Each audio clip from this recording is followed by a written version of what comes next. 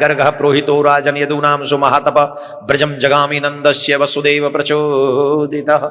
गर्गाचार्य जी महाराज आए और गर्गाचार्य जी महाराज ने नामकरण संस्कार किया।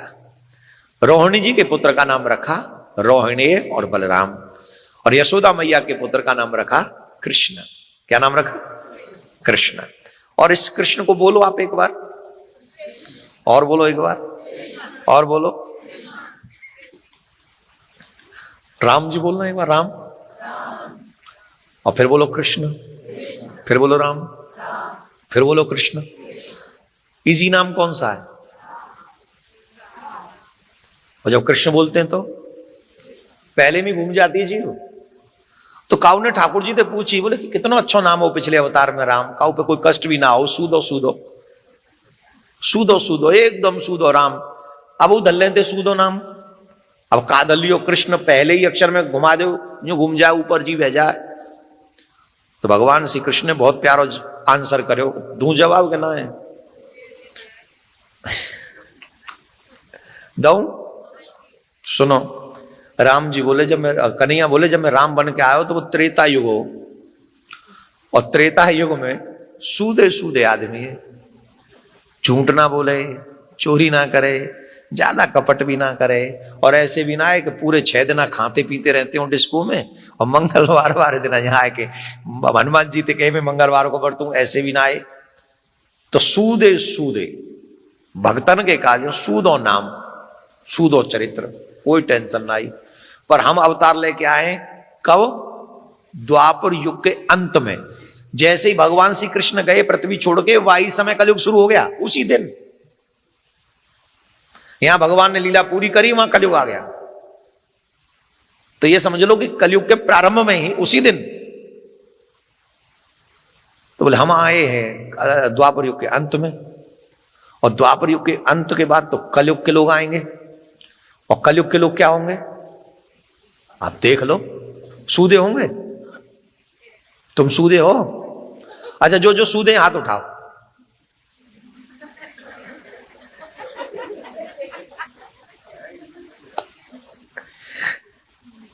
कौन कौन सूदे हाथ उठाओ। अच्छा, दिल में वही चल रहा है, हूं भी कि नहीं।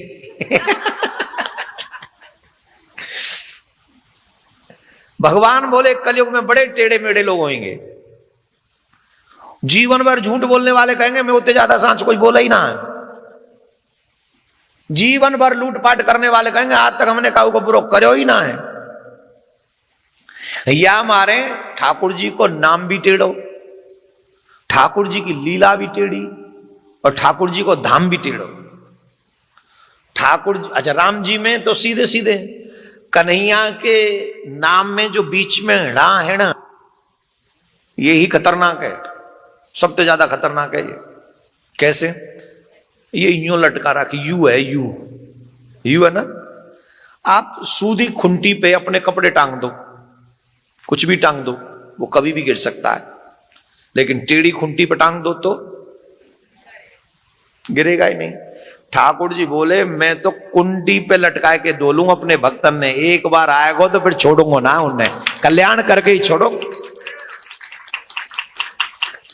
हाँ, ब्रज में तो भजन गाते हैं इस पे, तू टेढ़ो तेरी टेढ़ी रे नजरिया, तू टेढ़ो तेरी टेढ़ी रे नजरिया, टेढ़ी रे नजरिया, टेढ़ी रे नजरिया, टेढ़ी रे नजरिया, टेढ़ी रे नजरिया, तू टेढ़ो तेरी टेढ़ी रे नजरिया, तू टेढ़ो तेरी टेढ़ी रे नजरिया। भैया तेरो टेढ़ो और बाबा तेरो टेढ़ो, भैया तेरो टेढ़ो और बाबा तेरो टेढ़ो, टेढ़ी टेढ़ी टेढ़ी रे तेरी यशोदा डुकरिया, तू टेढ़ी रे तेरी यशोदा डुकरिया, ओ तू टेढ़ो तेरी टेढ़ी रे नजरिया, तू टेढ़ो तेरी टेढ़ी रे नजरिया। सिर्फ भगवान ही टेढ़ो है। राम जी के वक्त सूदे मिलेंगे और कन्हैया के वक्त सूदे मिलेंगे। भगत सब टेढ़े भगतानी सब टेढ़ी, भगत सब टेढ़े भगतानी सब टेढ़ी, भगत सब टेढ़े भगतानी सब टेढ़ी, भगत सब टेढ़े भगतानी सब टेढ़ी, टेढ़ी टेढ़ी टेढ़ी रे तेरे प्रेम की डगरिया, टेढ़ी रे तेरे प्रेम की डगरिया। देखो ऐसे जैसे तुम अभी बैठे ना, ये तो राम जी के भक्तों को स्टाइल है, ये भाई ठाकुर जी के भक्तों को स्टाइल ना, सूदे साधे ना। ब्रजवासी बनोगे? बनाऊं? एक हाथ यहां धरो, बैठे बैठे धरो, धरो तो सही। हाँ जी, एक हाथ यहां धरो, और जब एक हाथ यहां धर जाए तो क्या, तो दूसरों कहां धर जाएगा? धरो, फिर धरो और बैठे बैठे भगत सब टेढ़े भगतानी सब टेढ़े, भगत सब टेढ़े भगतानी सब, हो टेढ़ी हो टेढ़ी, हाँ हाँ टेढ़ी रे तेरे प्रेम की डगरिया। हाथ में ही रहना चाहिए, हाथ नहीं हटना चाहिए, नहीं तो तुम डाइवर्ट कर दिए जाओगे। ऐसे हो जाएगा जैसे प्लेन न्यूयॉर्क में लैंड करना हो तो उसे डाइवर्ट करके पाकिस्तान भेज दिया जाएगा। रखो हाथ यहां। टेढ़ी रे तेरे प्रेम की डगरिया, टेढ़ी रे तेरे प्रेम की डगर, हाँ तू टेढ़ो तेरी टेढ़ी रे नजरिया, तू टेढ़ो। कसम से अपने चेहरे की स्माइल देखो, कितने क्यूट लग रहे हैं। ले सको तो सेल्फी लेते भाई साहब। ये है आनंद जो विदाउट एनी सिंगल पेनी आपको अनुभव हो रहा है, और इसकी कोई कीमत नहीं। आपके चेहरे की स्माइल बता रही है आज समय आपसे ज्यादा रईस कोई नहीं ब्रह्मांड में, और यही सुख मिलता है ठाकुर जी के सत्संग में। तो भगवान भी टेढ़ो हमारे ठाकुर जी, और उनकी लीला भी टेढ़ी। और मैं तो यूं ही चाह रहा हूं कि जितने भी लोग यहां बैठे हैं, वाही यू पे हड़ा पे हम सबको चित्त अटक जाए, और कबू ठाकुर जी बातें हमें दूर न करे, वहीं लगे और रहे, यही प्रार्थना है। सुनो, ये प्रार्थना हम कर रहे हैं, हम साधारण नहीं है, तो हमें कहूं साधारण समझ रहे हो। सबसे बड़ी बात, ठाकुर जी की कृपा से हम ब्रजवासी हैं। कौन है? ब्रजवासी। एक और बात बताएं, नामकरण कौन कर रहा है? ठाकुर जी को नामकरण कौन कर रहा है? गर्गाचार्य जी। हम उन्हीं गर्गाचार्य जी के वंश के ब्राह्मण हैं। तुम आई सांची कह रहा हूं।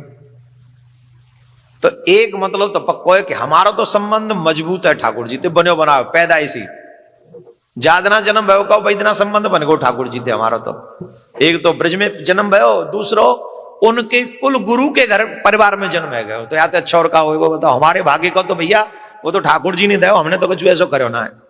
पर आप लोगों को भी भाग्य कोई कम ना है। एक ब्रजवासी बालक आके, ब्राह्मण आके, गर्गाचार्य जी का वंशज आके इस पाताल लोक में आपको भागवत कथा सुना रहा है, ये साधारण बात है? ये साधारण नहीं है, ये बहुत बड़ी बात है।